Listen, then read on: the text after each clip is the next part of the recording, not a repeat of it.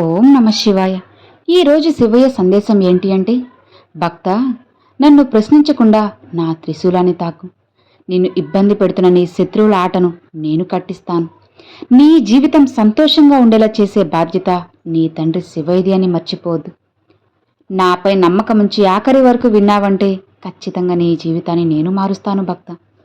ఇందులో ఎలాంటి మార్పు ఉండదు అని నువ్వు తెలుసుకోవాలి. మరి నా మాటలు వింటావు కదా భక్త?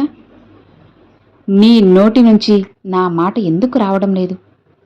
నీ మనసులో ఉన్నది తెలుసు. అందుకే నువ్వు నాపై నమ్మకంతో ఉండు భక్త.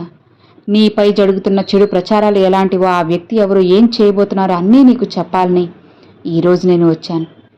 ఈ శివయ్య చెప్పేది కాస్త మనసు పెట్టి 5 నిమిషాలు విను చాలు. అన్నీ అర్థమవుతాయి. నిజ నిజాలు కూడా నీకు తెలుస్తాయి భక్త. మరి వింటావు కదా? నీ కష్టాలన్నీ కూడా నీ శివయ్య తీర్చేయాలని చెప్పి ఎదురు చూస్తూ ఉన్నాను. నాపై నమ్మకంతో నా త్రిశూలాన్ని తాకు. నీ కోరిక ఏంటో మనస్ఫూర్తిగా నా చెవిలో చెప్పు.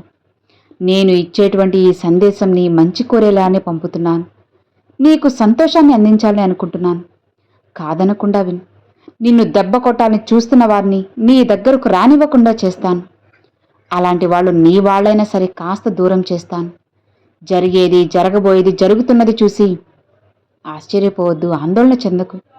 శివయ్యని చెప్తున్నాను కదా, నీ జీవితంలో నీ ఎదుగుదలకి చెడు చేసేవాళ్లను, నీ భవిష్యత్తు నాశనం చేయాలని చూసేవాళ్ళని నేను అస్సలు వదిలిపెట్టను భక్త. నేను నీకు తోడుగా ఉంటాను. ఎవరైనా సరే నువ్వు ఏది సాధించాలని అనుకుంటున్నావో అందులో నువ్వు విజయాన్ని సాధించాలంటే, ఒక మంచి పేరు రావాలన్నా కూడా ఈ శివయ్య మాట నువ్వు విని తీరాల్సిందే. ఇది ఈ శివయ్య నీకు ఇస్తున్న తీర్పు. ఇలా చూడు భక్త, నువ్వు నిజాయితీగా ఉన్నా సరే నిన్ను కొంతమంది కిందకి తొక్కేయాలని, లాగాలని చూస్తున్నారు. ఎందుకంటే వాళ్ళకంటే నువ్వు ఎక్కడ మంచి స్థాయిలో ఉంటావు అని వాళ్ళు కుళ్ళుకుంటున్నారు. ఎప్పుడు వాళ్ల మాటే పైచేయిగా ఉండాలి, వాళ్ల మాటే నెగ్గాలి, వాళ్ళ ఆలోచనలకే నువ్వు భయపడుతూ వాళ్ళ అడుగులకే నువ్వు వెనక అడుగు వేయాలనుకుంటున్నారు. వాళ్ళని మించి ఎత్తుకు నువ్వు ఎదగనివ్వకుండా చేస్తున్నారు. నిన్ను ఎప్పటికీ పైకి లేనీయకుండా కిందకి తొక్కేయాలని చూస్తున్నారు. ఎందుకంటే ఇలా ఎందుకు చేస్తున్నారంటే, అసలు నేను ఏం చేశానని శివయ్య వాళ్ళకి నాపై అంత కోపం, ఎందుకు అంత కక్ష అని నన్ను అడుగుతున్నావు కదా, అడగాలని అనుకుంటున్నావు కదా. అయితే విను, నిదానంగా మనసు పెట్టి విను భక్త.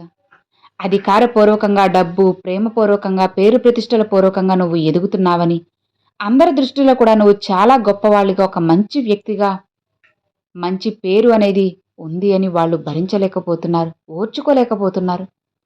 నువ్వు అందరికీ అనుకూలంగా, సహాయంగా ఉంటావు. అందరికీ కూడా ఓదార్పునిస్తావు. నీకు ఉన్నంతలో ఇతరులకి సాయం చేస్తూ ఉంటావు. అది వాళ్ళకి నచ్చడం లేదు. ఇతరులందరికీ కూడా నీ మీద విలువను వాళ్ళు తగ్గించాలని చూస్తున్నారు. నువ్వు ఉద్యోగం చేసే చోట, వ్యాపారం చేసే చోట, బంధువుల దగ్గర, ప్రతి చోట నీ విలువ తగ్గించేలా వాళ్ళు ఎన్నో ప్రయత్నాలు చేస్తున్నారు. అవును భక్త, అవి నేను చూస్తూనే ఉన్నాను కూడా. అందుకే నువ్వు జాగ్రత్తగా ఉండాలి. నాకెందుకులే ఇలా జరుగుతుంది, నేను వాళ్ళకి ఏం చెడు చేశాను, అందరితో మంచిగానే ఉన్నాను, అందరికీ నా చేతనైనంత సాయం చేస్తున్నాను కదా, మరి అందరూ బాగుండాలనే కదా శివయ్య నేను మిమ్మల్ని ప్రార్థిస్తున్నాను.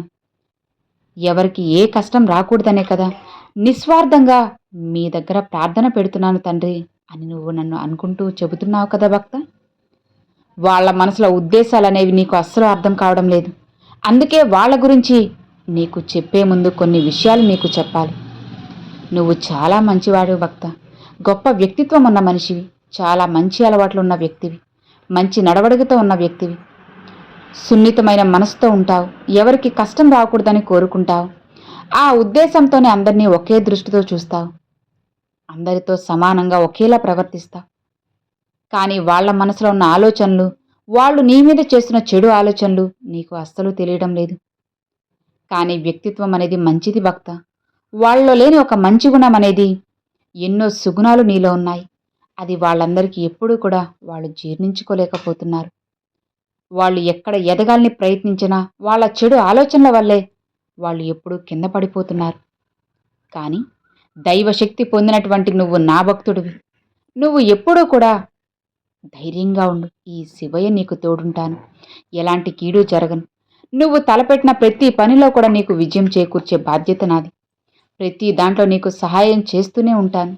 నీకు తెలియకపోయినా సరే ఎప్పుడూ నీ వెంటే ఉంటూ నిన్ను రక్షక కవచంలా కాపాడుతూ ఉంటాను. కాబట్టి నువ్వు అంచెలంచెలుగా ఒక్కొక్క మెట్టు ఎదుగుతూ ఉన్నావు. నువ్వు ఎక్కడ వాళ్ళని దాటి పై మెట్టులో కూర్చుంటావా అని నువ్వు ఒక అధికారపూర్వకంగా వాళ్ళని ఆశిస్తే, వాళ్ళు నీ ఆదేశాలను ఎక్కడ కట్టుబడాల్సి వస్తుందో అని వాళ్ళ చెడు ఉద్దేశం అది. నిన్ను ఒక్కసారిగా కిందకి తొక్కేయాలని చూస్తున్నారు భక్త. వాళ్ళ చెడు ఆలోచనలు నిన్ను ఏమీ చేయలేవులే. ఎందుకంటే ఈ శివయ్య నీకు తోడున్నారు కదా.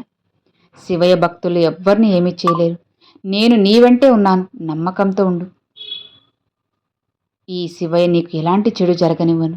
నీకు కీడు చేయాలి అనుకుంటే వాళ్ళనే నీ నుంచి దూరంగా ఉంచుతాను. వాళ్ళు నీ వాళ్ళని, నీకు తెలిసిన వాళ్ళు, నీ స్నేహితులు కావచ్చు, బంధువులు కావచ్చు, ఇంట్లో వాళ్ళైనా కావచ్చు, ఎవరైనా ఎలాంటి వాళ్ళైనా సరే నేను వదలను. నువ్వు కూడా బాధపడకు. నువ్వు వాళ్ళ గురించి కంగారు పడద్దు. వాళ్ళకి కాస్త దూరంగా ఉన్నంత మాత్రాన ఏం నష్టం జరగదు కదా భక్త. ఆలోచించు. నువ్వు వాళ్ళ ఉద్దేశాలు, వాళ్ళ మనసులో ఉన్న ఆలోచనలు, వాళ్ళు నీకు చెడు చేయాలని ఎన్నో ప్రయత్నాలు చేస్తున్నారు అని నువ్వు తెలుసుకునే వరకు వాళ్ళని కాస్త దూరంగా ఉంచుతాను.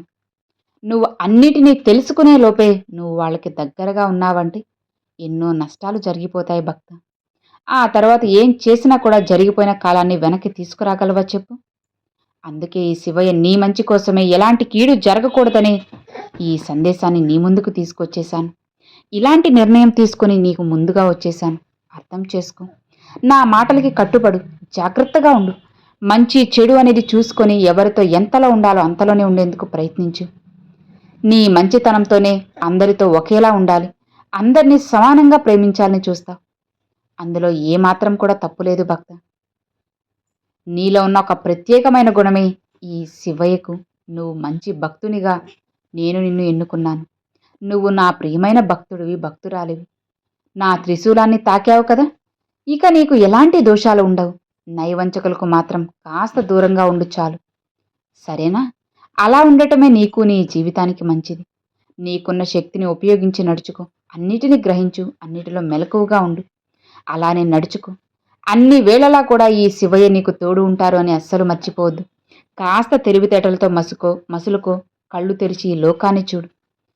అమాయకంగా అస్సలు ఉండొద్దు భక్త. మంచిగా ఉండమని చెప్తున్నాను, కానీ అతి మంచితనం కూడా నీ జీవితాన్ని నాశనం చేస్తుంది అని మర్చిపోకు. ఈ శివయ్య ఏం చెప్తున్నాడన్నది నీకు అర్థమవుతుంది కదా. నిశ్చింతగా ప్రశాంతంగా ఉండు అని ఈరోజు శివయ్య ఈ సందేశం అండి. సో విన్నారు కదండి. ఈరోజు శివయ్య పంపిన సందేశం మీకు నచ్చింది, అర్థమైంది అనుకుంటున్నాను. నచ్చితే లైక్ చేయండి, మరికొంతమంది మీ ఫ్రెండ్స్ అండ్ ఫ్యామిలీస్కి షేర్ చేయండి. ఫస్ట్ టైం మన ఛానల్ చూసే వాళ్ళు సబ్స్క్రైబ్ చేసి సపోర్ట్ చేయండి ఫ్రెండ్స్. Thanks for watching. ఓం నమ శివాయ. శివాయ నమః.